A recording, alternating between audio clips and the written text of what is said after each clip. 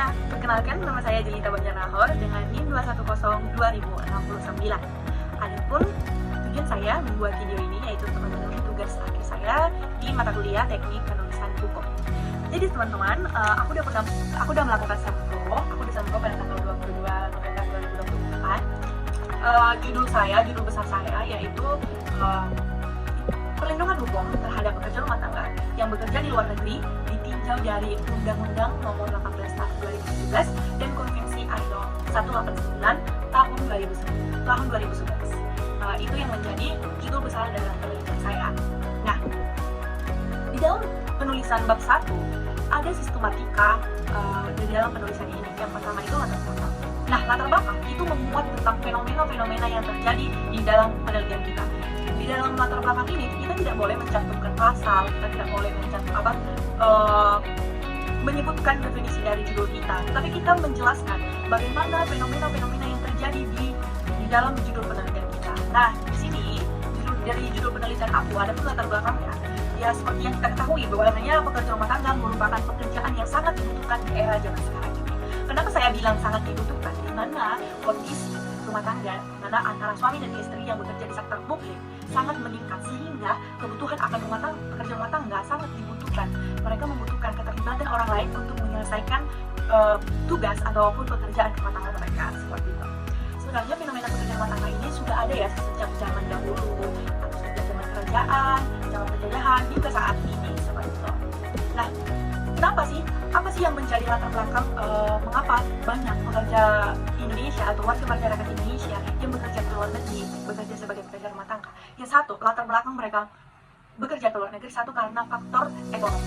Kenapa dikatakan faktor ekonomi? Seperti yang kita ketahui bahwasanya Indonesia sangat kaya dengan sumber daya alam maupun sumber daya manusianya. Tetapi sumber daya alamnya ini tidak dikelola secara maksimal, sehingga sumber daya manusianya ini sulit untuk mendapatkan pekerjaan. Seperti yang kita ketahui, penduduk Indonesia kurang lebih 300 juta jiwa seperti itu. Tetapi ketersediaan lapangan pekerjaan tidak sepadan dengan sumber daya manusia yang kita miliki.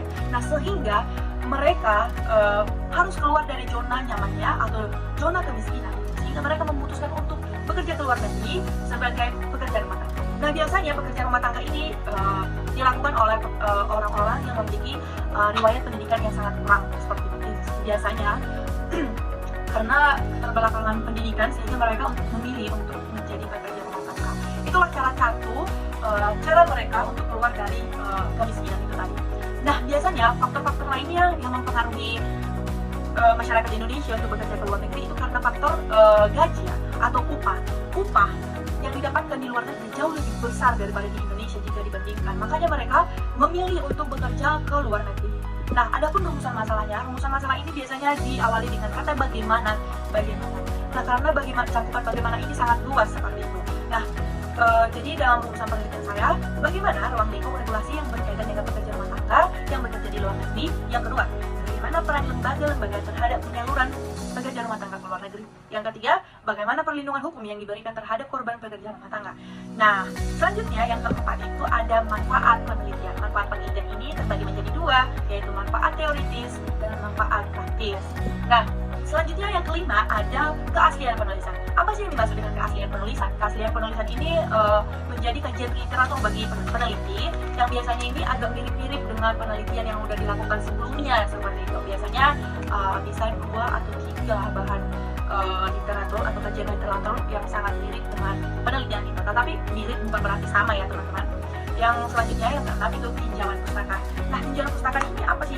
Nah, jadi tinjauan pustaka ini yaitu tentang pengertian-pengertian dari judul kita, lalu kata-kata yang akan sering muncul di dalam penelitian kita baik dalam bab 1 sampai bab 5, seperti itu.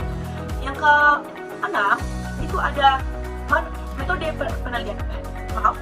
Yang ketujuh ada metode penelitian. Nah, metode penelitian ini biasanya itu dilakukan dengan metode research atau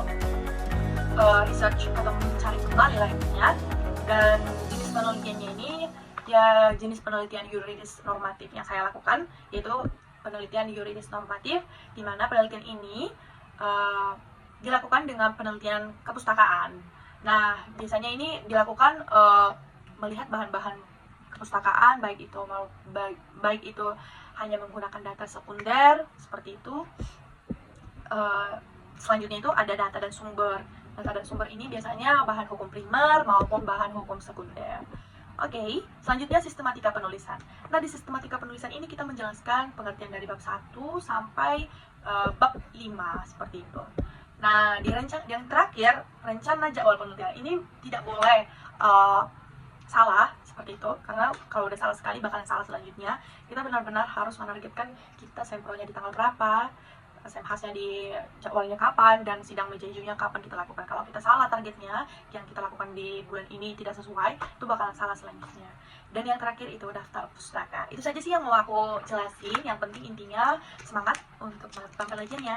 Dadah!